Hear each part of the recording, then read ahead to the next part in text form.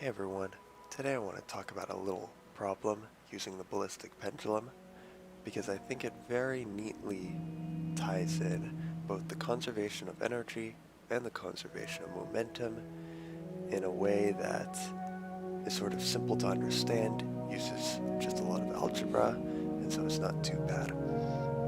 So we'll talk about the setup and then how to do the problem. So in this situation, we have a big mass M block hanging from two strings of length L, and we are shooting a bullet of little mass M into the block. Naturally, these are going to combine together, and they're going to move initially to the right with an initial speed that I've labeled Vs.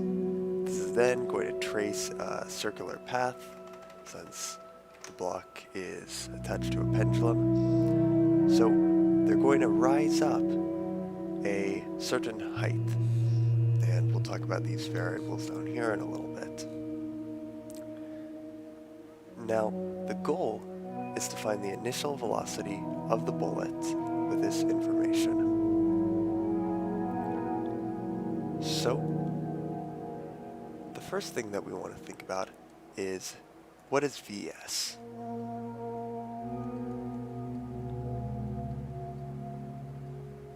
Right?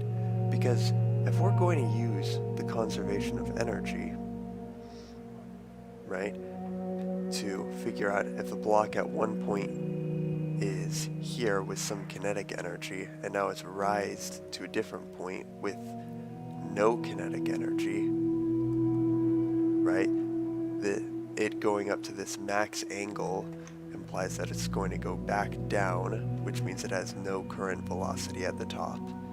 So Vs equals 0 here. So if it has no kinetic energy at this new height, then what we need is to refer to the velocity of our system, not of the bullet, right?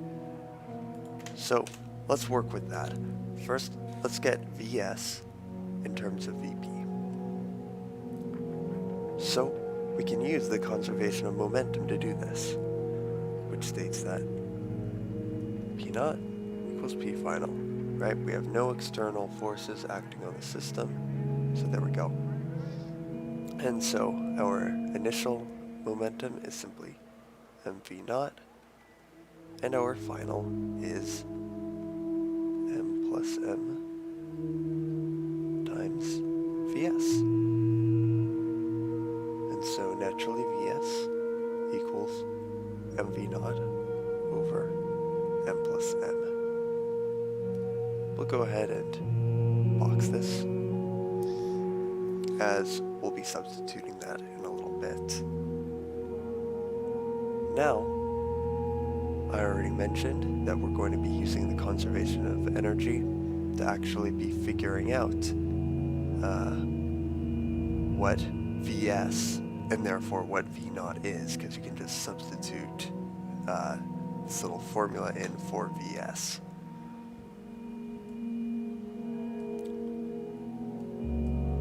So let's go ahead and think about this for a little bit.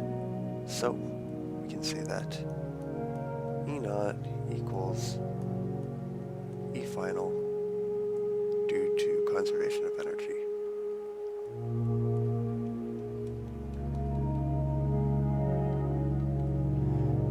So let's go ahead and break this down into the following terms. U naught, U final, K naught, and K final. Right? U naught and U final refer to the potential energy, K naught, K final refer to the kinetic energy. Okay. So our initial potential energy, right, because we're rising up, I'm going to set to 0. So if this is our ground and we rise up, this here is 0, this here is going to be based on our gravitational potential energy of mg times some height, right? So what we need to do is figure out what that height is, right? What this delta H here is with our current information, which, as you can see, if we have a length of L here, right, this is just a dashed line from picture 2 showing the length of the string. Well, what we can do here is we can say L minus something, right? And it looks like it's this length here, right? So how about I call that y for a second? L minus y equals that delta H, right? So now we just need to figure out what y is. And we can use trigonometry to say that cosine of phi equals y over L. So y equals L cosine phi. Therefore,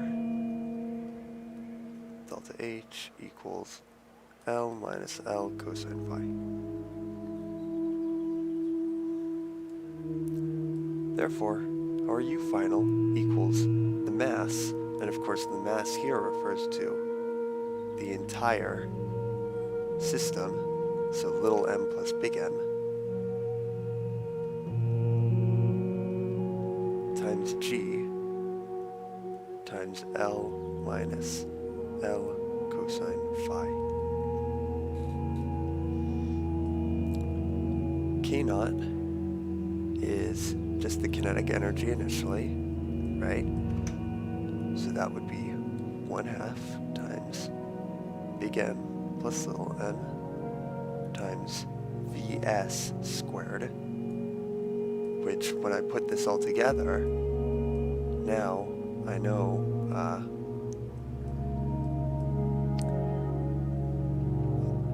that I can put this substitution there and solve for V naught, which, well, I called this VP, but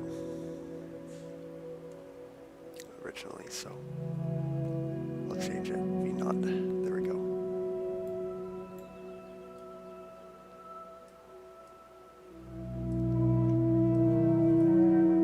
And our final kinetic energy, as I stated before, this is going right at rest if it's reaching its max angle right before it falls back down.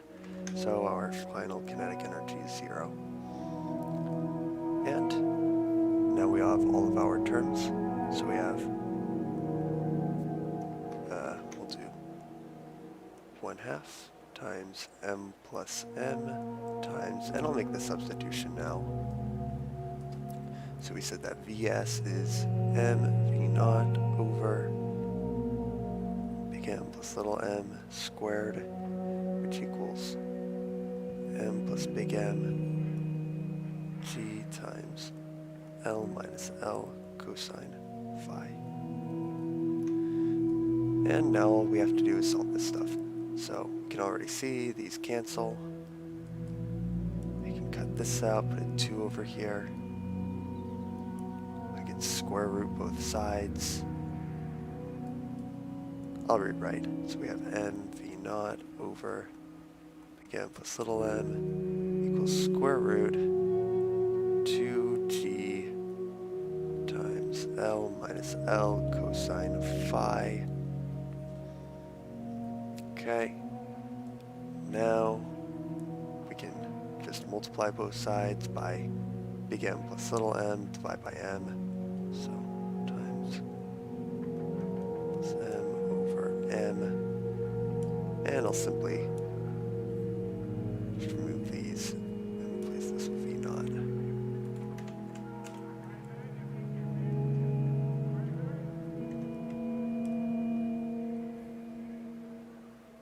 Boop. And there we go. So, just a little simple example using a little bit of algebra to make a useful conclusion.